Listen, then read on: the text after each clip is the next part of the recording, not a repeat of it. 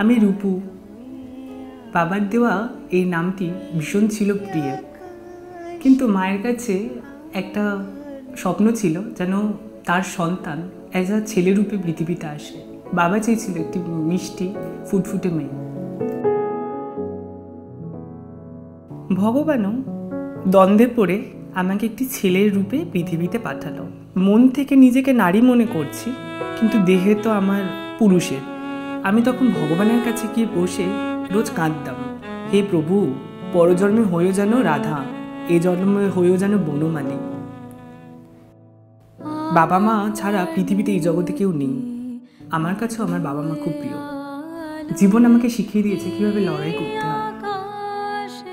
চাকরি করব না মানুষের কাছে হাত পাতব। একদিন সিদ্ধান্ত নিলাম, জীবন যুদ্ধে যদি আমাকে হেরেও যেতে হয়, আমাকে আমার মতো করে বাঁচতে হবে। ধুলায় ধুলায় ঘাসে ঘাসে যখন আমি আমার নিজের পায়ে দাঁড়ালাম, একটি চাকরি পেলাম, সেখানে বাবা মা খুব খুশি হয়েছে যে না, আমি আমার নিজের একটি বেস স্ট্রং করে আজকে এই জায়গায় দাঁড়িয়েছি।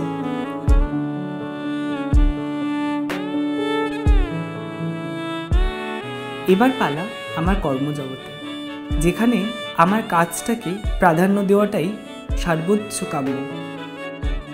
I decided that work will be my first priority and work will be my first identity, যেটা দিয়ে মানুষের কাছে অনেক তাড়াতাড়ি পৌঁছানো যায়।